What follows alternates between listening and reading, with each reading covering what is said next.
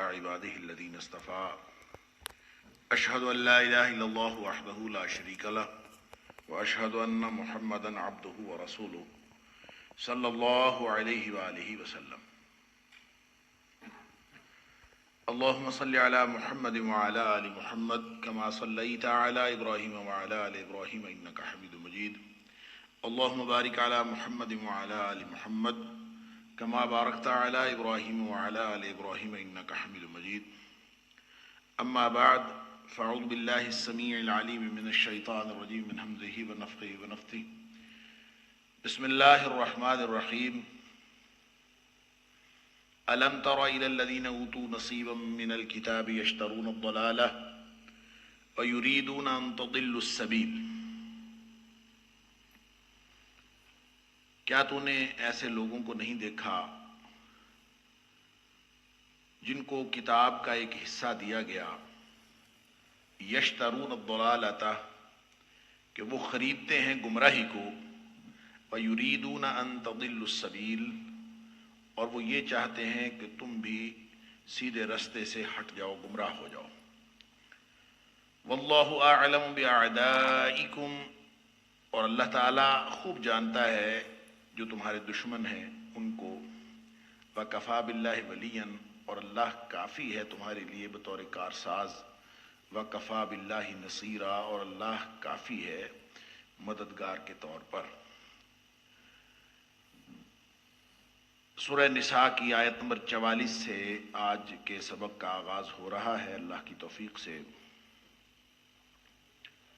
اور یہ آیت نمبر 1 سے لے کر 43 تک جو حصہ تھا وہ حسن معاشرت کے احکام سے متعلق تھا، اور یہ خاص طور پر جو آیت نمبر 44 سے لے کر آیت نمبر 57 تک کا حصہ ہے جس کا آغاز آج سے ہو رہا ہے، اس میں اہل کتاب کو دعوت اسلام دی گئی ہے۔ گویا یہاں اہل کتاب کے جرائم کی بات بھی ہوئی اور ساتھ ان کو بتایا گیا، اور خاص طور پہ آیت نمبر 47 میں یعنی آیت نمبر 44 سے 57 تک اہل کتاب سے متعلق مضمون ہے، لیکن خاص طور پر آیت نمبر 47 کے اندر اللہ کریم نے ڈائریکٹ خطاب فرمایا ہے، یا ایھا الذین اوتوا الکتاب آمنوا بما نزلنا مصدقا لما معکم، کہ ایمان لاؤ اس چیز پر جو ہم نے آپ کی طرف نازل کیا۔ اب یہ اہل کتاب کو جو اسلام کی دعوت دی گئی ہے، پہلے ان کا سٹیٹس بتایا گیا کہ ہیں کون لوگ اور کس طرح کا ان کا کردار ہے، ان کا کردار بتا کے ان کی جرائم بتا کے پھر یہ بتایا گیا ہے کہ یہ لوگ کس طرح کے ہیں، کس طرح کی ذہنیت رکھتے ہیں اور کس طرح کا کردار رکھتے ہیں، تاریخ ان کی کیسی ہے اور مزاج ان کا کیسا ہے۔ اس کے بعد اللہ کریم نے ان کو دعوت دی ہے، اور یہ پورا مضمون آیت نمبر 44 سے لے کر آیت نمبر 57 تک چلتا ہے۔ فرمایا ان لوگوں کے کردار کو تم نے نہیں دیکھا، اوتوا نصیبا من الکتاب، جن کو ایک حصہ کتاب کا دیا گیا۔ اب کتاب کا ایک حصہ سے مراد کیا ہے؟ ایک تو یہ کہ اللہ تعالیٰ نے جو وحی نازل کی، ایک سلسلہ ہے وحی کا، حضرت آدم علیہ السلام سے لے کر نبی اکرم صلی اللہ علیہ وآلہ وسلم تک مختلف انبیاء کے اوپر مختلف اوقات میں وحی نازل ہوتی رہی، انہی میں سے ایک وحی ان کے اوپر نازل ہوئی، اوتوا نصیبا من الکتاب، اوتوا نصیبا من الکتاب۔ اس سے مراد یہ بھی ہو سکتا ہے، اس سے مراد یہ بھی ہو سکتا ہے کہ جو کتاب جس کو وہ مانتے ہیں، بائبل جو موجودہ بائبل ہے، اس میں تورات بھی موجود ہے، اس میں انجیل بھی موجود ہے، تو نصیبا من الکتاب سے مراد یہ بھی ہوگا کہ وہ پوری کتاب کو نہیں مانتے بلکہ اس کے ایک حصے کو مانتے ہیں۔ مثلا یہودی جو ہیں وہ انجیل کو نہیں مانتے تھے، اور اسی طرح جو عیسائی ہیں وہ انجیل کو اپنی کتاب مانتے تھے اور وہ اس سے پہلے کی کتابوں کو نہیں مانتے تھے۔ علی ھذا القیاس اوتوا نصیبا سے مراد ایک تو یہ ہو سکتا ہے کہ ان کو جو اسپیسیفک حصہ ملا، اسپیسیفک کتاب ملی، مراد اس سے وہی ہی ہے، لیکن وہی کہ وہ ایک حصے کو مانتے ہیں۔ امام راضی تفسیر کبیر میں لکھتے ہیں کہ اصل مسئلہ ان کا یہ تھا کہ انہوں نے کتاب کے کچھ حصوں پر عمل کیا اور کچھ حصوں پر عمل نہیں کیا، جو قرآن نے سورہ بقرہ کے اندر فرمایا کہ تؤمنون ببعض وتکفرون ببعض، کہ بعض چیزوں کا تم انکار کرتے ہو اور بعض چیزوں کو مان لیتے ہو۔ تو یہ اوتو نصیبن کے بارے میں جو حضرت امام راضی کہتے ہیں کہ یہ اشارہ ہے ان کے بعض احکام مان لینے کا اور بعض احکام کا انکار کر دینے کا، اور خاص طور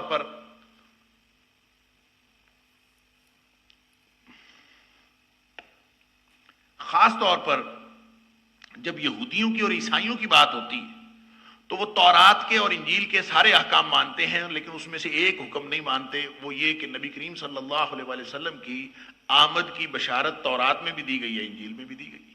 تو امام راضی کہتے ہیں کہ اس میں اصل میں اس طرف اشارہ ہے کہ ان کو کتاب تو دی گئی مکمل، لیکن اس میں سے کچھ حصہ مانتے ہیں، اوتو نصیبا من الکتاب، اور باقی کا یعنی موسیٰ علیہ السلام کی اور عیسیٰ علیہ السلام کی رسالت کو تو یہ مانتے ہیں، لیکن نبی کریم صلی اللہ علیہ وسلم کی رسالت کو نہیں مانتے، اس وجہ سے یہ کہا گیا۔ لیکن عمومی طور پر ہم اس کا مطلب یہ سمجھ سکتے ہیں کہ اس سے مراد اہل کتاب ہیں۔ اہل کتاب میں چونکہ دو بڑے گروہ ہیں، یہودی یا عیسائی، اور یہاں کون سا گروہ مراد ہے؟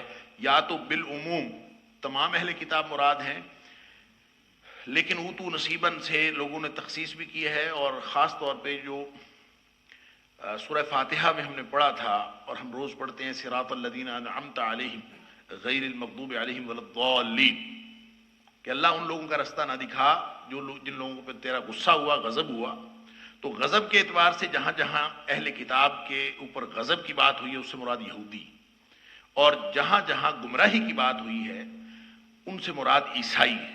اس لیے یہ جو آیت نمبر 44 ہے، یہ سورہ فاتحہ کی جو ولضالین کی تفسیر ہے، اس میں یہ آیت نمبر 44 جو ہے القرآن یفسر بعضہ بعضا کے تحت یہ قرآن خود تفسیر کرتا ہے کہ یہودی غضب علیہ من لعنہ وغضب علیہ، جیسے اللہ تعالیٰ نے سورہ مائدہ کی آیت نمبر 60 میں بھی اور مختلف جگہوں پہ فرمایا کہ ایسے لوگ جن کے اوپر اللہ کی لعنت بھی ہوئی اور ان کے اوپر اللہ کا غضب ہوا وہ یہودی، اور جو گمراہ ہوئے وہ عیسائی ہیں۔ اس سے مراد عیسائی ہیں، یہ اسپیسیفک مطلب اس کا یہ ہوگا، البتہ عمومی طور پر سارے اہل کتاب اس سے مراد ہوں گے۔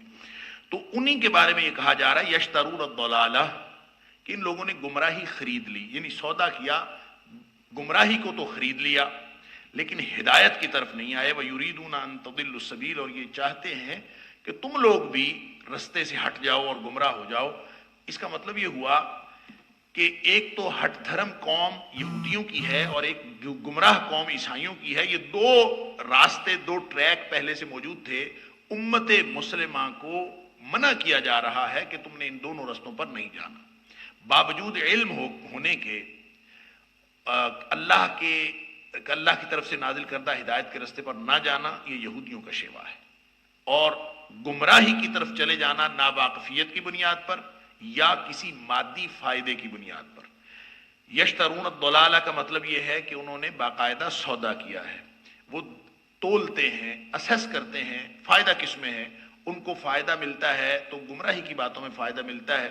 یہ ایسے ہی ہے جیسے ایک طرف نماز ہو رہی ہے مسجد میں اور دوسری طرف سینما ہاؤس میں کوئی بہت ہٹ فلم لگی ہوئی ہے، تو ادھر آپ دیکھتے ہیں کہ ٹکٹ خرید کر فلم دیکھنے والوں کا بڑا رش ہوتا ہے، تھیٹر کے اندر ٹکٹ خرید کر پہنچنے والوں کا بڑا رش ہوتا ہے اور ہاؤس فل ہوتا ہے، اور کئی شو چل رہے ہوتے ہیں اور ہاؤس فل ہوتا ہے، قریب میں مسجد ہوتی ہے اور مسجد بالکل خالی پڑی ہوتی ہے۔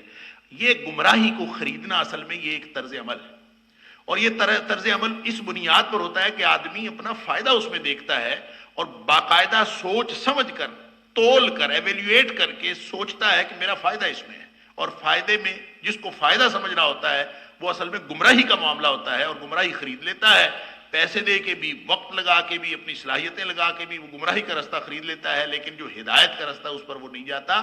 پھر وہ لوگوں کو بھی سمجھاتا کہ یہ کاروبار بڑا اچھا ہے، اس کاروبار میں آ جائیں، اس میں صرف لہو و لعب کی چیزیں نہیں ہیں بلکہ اس سے مراد دنیاوی کاروبار بھی ہیں، وہ چاہے وہ کاروبار حلال ہو، اگر وہ حلال کاروبار بھی اللہ اور اس کے رسول صلی اللہ علیہ وسلم کے طریقے سے انحراف کا باعث بنتا ہے تو ہر وہ چیز چھوڑ دینی چاہیے۔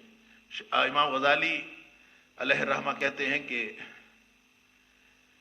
حب الدنیا راس کل خطیۃ، بعض لوگوں نے اس کو حدیث بھی کہا ہے لیکن مجھے حوالہ نہیں ملا اس کا، کہ جو دنیا کی محبت ہے وہ ہر برائی کی جڑ ہے، اور جب آدمی کے دل میں دنیا کی محبت پیدا ہو جاتی ہے تو وہ دین سے ہر صورت برگشتہ ہوتا چلا جاتا ہے، مختلف مقامات پر اس کے پاس بہانے مختلف ہوتے ہیں لیکن وہ چلتا رہتا ہے. تو اس بنیاد پر امام غزالی کہتے ہیں کہ چونکہ دنیا کی محبت انسان کو اللہ سے دور کر دیتی ہے اور ہر برائی کی اور ہر نافرمانی کی جڑ ہے، تو اس لیے ہر وہ چیز ترک کر دینا ضروری ہے جو آپ کو اللہ اور اس کے رسول صلی اللہ علیہ وسلم کی نازل کردہ تعلیمات اور ہدایت سے دور کر دے. ہر وہ چیز چاہے وہ حلال ہے.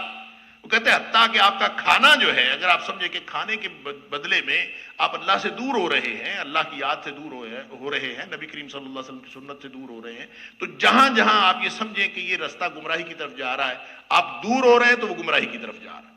لہٰذا جب آپ گمراہی کی طرف جا رہے ہیں تو اس کو ترک کر دینا ضروری ہے. اس لیے جن لوگوں کو یہ خیال ہوا ہے کہ امام غزالی ترک دنیا کے قائل ہیں، وہ اصل میں ترک دنیا کے قائل نہیں ہیں. وہ ہر اس چیز کو ترک کر دینے کے قائل ہیں جو چیز اللہ اور اس کے رسول صلی اللہ علیہ وسلم کے احکام کی بجا آوری میں رکاوٹ بنتی ہے. لہٰذا جہاں جہاں رکاوٹ بنتی ہے اس کو ترک کر دینا چاہیے. گمراہوں کا یہ رستہ ہے کہ وہ سب کچھ لگا کر بھی، انویسٹمنٹ کر کے بھی گمراہی خرید لیتے ہیں، ہدایت کی طرف نہیں جاتے. اس لیے یہاں سے جب آپ عمومی مفہوم مراد لیں گے تو یہاں پہ اہل کتاب بھی آ جائیں گے اور تمام امت مسلمہ کو خبردار کیا جا رہا ہے. اور خصوصی مفہوم اس کا ہوگا تو اس سے مراد عیسائی ہوں گے کہ یہ گمراہ ہوئے. اور ولضالین کا اشارہ اسی طرف تھا کہ گمراہی کا رستہ کہ انسان کسی مادی فائدے کے حصول کے لیے اپنے طور پر سمجھ رہا ہو کہ میں فائدہ حاصل کر رہا ہوں، حقیقت میں وہ گھاٹے کی طرف جا رہا ہو. تو یہی وہ بات ہے جو اللہ تعالیٰ نے سورۃ العصر کے اندر فرمائی کہ ان الانسان لفی خسر. انسان اپنے آپ کو بڑا سیانہ سمجھتا ہے، حالانکہ ساری گھاٹے میں، ساری پلاننگ اس کی خسارے میں ہے. 4 باتیں ہیں، 4 قسم کے لوگ بچیں گے، الا الذین آمنوا وعملوا الصالحات وتواصوا بالحق وتواصوا بالصبر. جن کے اندر یہ 4 باتیں ہیں، یہ ہدایت کا رستہ ہے. یہ پورا ایک ٹریک ہے، یعنی یہ درجے ہیں 4. عظیمت کا درجہ جو ہے وہ آخری ہے، صبر، ڈٹ جانا دین پر، اور ایمان سے لے کر صبر تک کا. تو یہ 4 درجے جو اس ٹریک پہ لوگ ہیں وہ ہدایت پر ہیں، اور جو اس ٹریک پر نہیں ہے وہ گمراہی پر ہیں. اللہ تعالیٰ ہم سب کو گمراہی سے بچائے.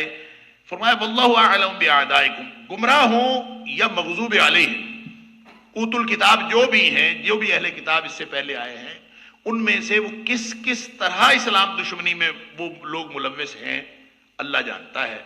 واللہ اعلم باعدائکم، وہ بدبخت خود گمراہ نہیں ہے، وہ تمہیں بھی گمراہ کرنا چاہتے ہیں. وہ تمہیں بھی ایسے ایسے چکر میں، ایسے ایسی معاشی نظام کی بھول بھلیوں میں تمہیں ڈال رہے ہیں، اور ایسے ایسے ملٹی نیشنل کمپنیوں کے چکر کہ انسان اس میں گم ہوتا چلا جاتا ہے اور آہستہ آہستہ ہدایت کے راستے سے بہت دور نکل جاتا ہے. اور یہ نیا نیا جو نظام آتا ہے، بعض اوقات معاشرتی اور سوشل ویلیوز کے نام پر، بعض اوقات میڈیا کے ذریعے سے انسانوں کے انفرادی فائدے. کنزیومرزم کیا ہے؟ یعنی اچھا بھلا آدمی گھر میں بیٹھا ہوتا ہے اور ٹھیک ٹھاک مطمئن زندگی گزار رہا ہوتا ہے، لیکن ٹی وی پہ ایسا اشتہار چلتا ہے کہ اس کے اندر تلاطم پیدا کر دیتا ہے. انسان پریشان ہو جاتا ہے. اچھا بھلا مطمئن آدمی وہ بیٹھا ہی بیٹھا اس کے اندر ایسا جذبات پیدا ہوتے ہیں، وہ کچھ کرنے کو اس کا دل چاہتا ہے، کیونکہ اس نے وہ دیکھ لیا ہوتا ہے وہ رستہ. یشترون الضلالہ، ادھر چلو. وَيُرِيدُونَ أَن تَضِلُّوا السَّبِيلَ، وہ چاہتے ہیں کہ تم بھی گمراہ ہو جاؤ. یہ پورا ایک سسٹم ہے گمراہی کا اور ہدایت کا. اور جو بھی بات ہدایت سے دور کرنے والی ہو، میں نے عرض کیا کہ وہ حلال بھی ہو تو اس کو چھوڑ دینا ضروری ہے، صرف اس بنیاد پر کہ انسان اللہ اور اس کے رسول صلی اللہ علیہ وسلم کی دی ہوئی ہدایت سے دور نہ ہو جائے، اس رستے سے دور نہ ہو جائے. اور یہ ساری دشمنی کی باتیں مختلف طریقے سے ہیلے بہانے سے جاری ہیں. دشمن صرف وہ نہیں ہے جو سامنے جنگ میں آ کے آپ سے لڑتا ہے. اللہ تعالیٰ فرماتا ہے واللہ اعلم باعدائکم، اللہ تعالیٰ آپ کے دشمنوں کو خوب جانتا ہے، کس طرح سے دشمنی ہو رہی ہے. اور آج کے دور میں محاذ جنگ پر لڑنے والی لڑائیاں تو ویسے ہی ختم ہو گئی. یعنی یہ وارفیئر انٹائرلی چینج ہو گیا ہے، بالکل جنگ کے طریقے بدل گئے ہیں. اب پراکسی وارز ہوتی ہیں.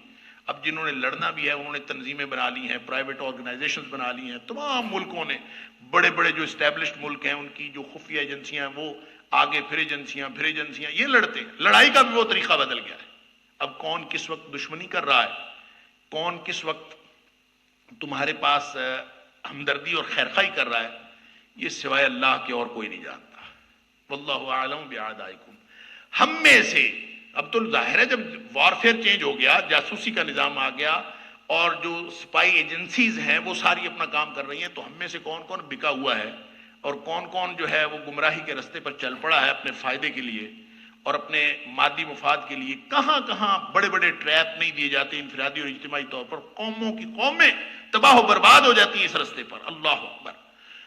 تو کہاں کون بک گیا ہے، کہاں کون گمراہی کے رستے پر چل گیا ہے، دشمن نے کون سی چال چل کے آپ کو گمراہ کر لیا ہوا ہے، سوائے اللہ کے اور کوئی نہیں جانتا. واللہ اعلم باعدائکم. یہ اللہ کے علاوہ تمہارے دشمنوں کو کوئی نہیں جانتا، وہی بخوبی جانتا ہے. وکفا باللہ ولیا وکفا باللہ نصیرا. اب ان کا ایک میدان ہے. گمراہ لوگوں نے ایک سسٹم قائم کیا ہے، ایک مادی نظام ہے پورا، ایک پوری بلڈنگ کھڑی کر دی، ایک پوری معیشت، پوری تہذیب کھڑی کر دی. اور اس پوری تہذیب کے اندر ایک ہی مطمع نظر ہے کہ دنیا بن جائے، مادی فوائد حاصل ہو جائیں. اور دنیا میں انہوں نے خوب ترقی کی ہے، اور نظروں کو خیرہ کر دینے والی، آنکھوں کو چندھیا دینے والی ترقی کی ہے. انسان حیران ہو جاتا ہے، پریشان ہو جاتا ہے. سمجھنے کی بات اس میں یہ ہے کہ انسان اس میدان میں، مسلمان اگر اس میدان میں جن کو گمراہ کرنے کے لیے ان کی ساری پلاننگ ہے، وَيُرِيدُونَ أَن تُضِلُّوا السَّبِيلَ، تمہیں وہ راستے سے گمراہ ہٹانا چاہتے ہیں، جو جس ٹریک پر تم چل رہے ہو اس سے ہٹانا چاہتے ہیں. لہذا پوری دنیا میں ایک گیم چل رہی ہے، اور گیم ایسی ہے کہ انسان سمجھنے سے قاصر ہے کہ کس وقت کون کس وجہ سے کر رہا ہے، اس کے پیچھے ڈوریاں ہلانے والا کون ہے، کون کس کو گمراہ کر رہا ہے. تو ایسے میں ایک ہی رستہ ہے، اور وہ رستہ یہ ہے کہ ہم پناہ لیں اللہ کی آغوش میں، ہم پناہ لیں اللہ تعالیٰ کی ہدایت کے رستے میں، ہم پناہ لیں ان سادہ تعلیمات میں جو نبی اکرم صلی اللہ علیہ وسلم نے دیں. اگر ہم اس کی طرف نہیں آئیں گے تو انسان بچ نہیں سکتا. فرمایا وَكَفَى بِاللَّهِ وَلِيًّا وَكَفَى بِاللَّهِ نَصِيرًا. تمہارا کارساز اللہ کافی ہے، اور یہ اس وقت کافی ہوگا جب ہم اللہ کو کافی سمجھیں گے. وَكَفَى بِاللَّهِ نَصِيرًا، اور مدد کرنے کے لیے بھی اللہ کافی ہے. یعنی اس کا صاف مطلب یہ ہے کہ اللہ تعالیٰ ہمیں یہ سمجھا رہا ہے کہ تم اگر ان کے میادین میں، ان کے میدانوں میں، اور ان کا جو محاذ جنگ انہوں نے کریٹ کیا ہے، جو تمہاری گمراہی کے لیے انہوں نے جال پھیلایا ہے، اس میں تم مقابلہ کرنا چاہو گے تم کبھی نہیں کر سکتے. تمہیں اسٹریٹجی تبدیل کرنی پڑے گی. محاذ جنگ وہ چھوڑنا پڑے گا جس محاذ پر وہ تمہیں لے کے جانا چاہتے ہیں، وہاں نہیں جانا، بلکہ تمہیں ایک اور محاذ کریٹ کرنا پڑے گا کہ ہر محاذ پہ تمہیں اللہ سے مدد لینی پڑے گی، اللہ اس کے رسول صلی اللہ علیہ وسلم کی تعلیمات کے ساتھ جڑنا پڑے گا. پھر تمہاری کارسازی بھی ہوگی، پھر تمہاری مدد بھی ہوگی. وَكَفَى بِاللَّهِ وَلِيًّا وَكَفَى بِاللَّهِ نَصِيرًا. کارساز بھی سوائے اللہ کے اور کوئی نہیں ہے، اور مددگار بھی اللہ کے سوا کوئی اور نہیں ہے. اور خاص طور پر یہ جو دنیاوی مدد ہے، ایک تو اخروی انعامات ہیں، دنیاوی مدد کے اعتبار سے بھی اللہ کے ضابطے اہل ایمان کے لیے اور ہیں، اور اہل کفر کے لیے اور ہیں، اہل نفاق کے لیے اور ہیں.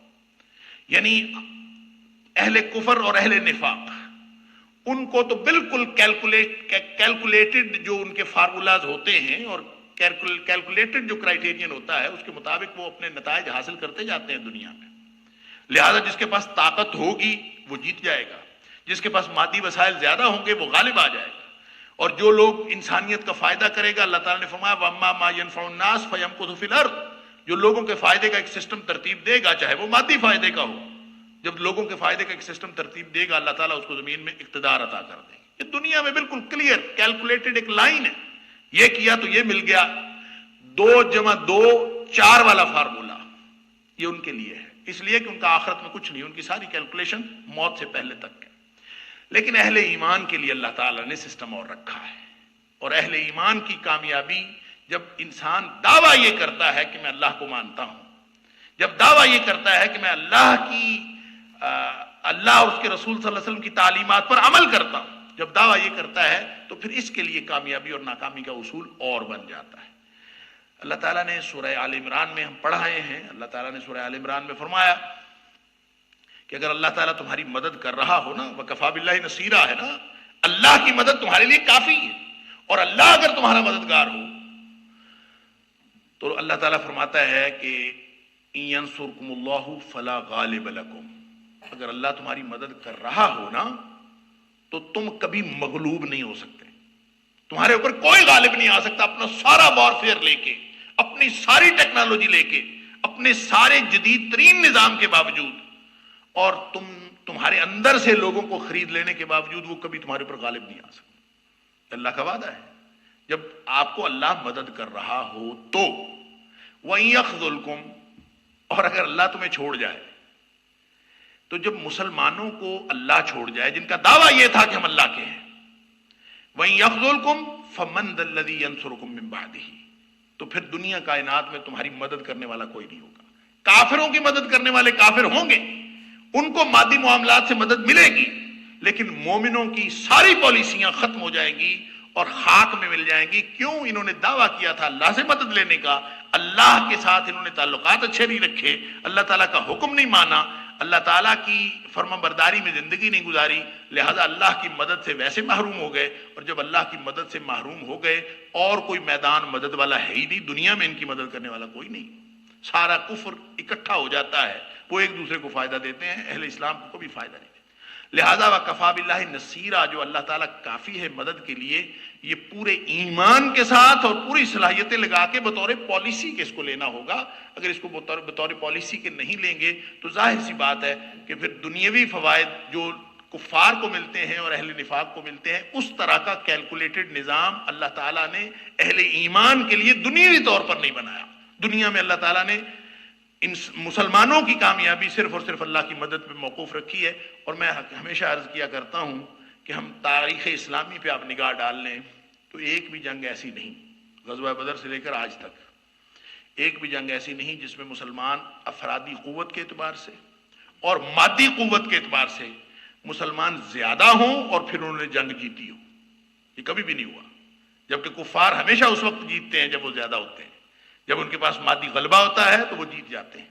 لیکن مسلمانوں کا چونکہ سوائے اللہ کی مدد کے اور کوئی کامیابی کا اصول ہی نہیں ہے، ان کو بتایا جا رہا ہے واللہ اعلم باعدائکم، تمہارے دشمن یہودی ہوں یا عیسائی ہوں یا دیگر کفار ہوں، اللہ سب کو جانتا ہے، اور تمہاری اسٹریٹجی کوئی کامیاب نہیں ہو سکتی سوائے اس کے کہ تم اللہ کی پناہ میں آ جاؤ، اللہ کی حفاظت میں آ جاؤ۔ وَكَفَى بِاللَّهِ وَلِيًّا وَكَفَى بِاللَّهِ نَصِيرًا۔ پھر یہودیوں کا کردار بتایا، من الذین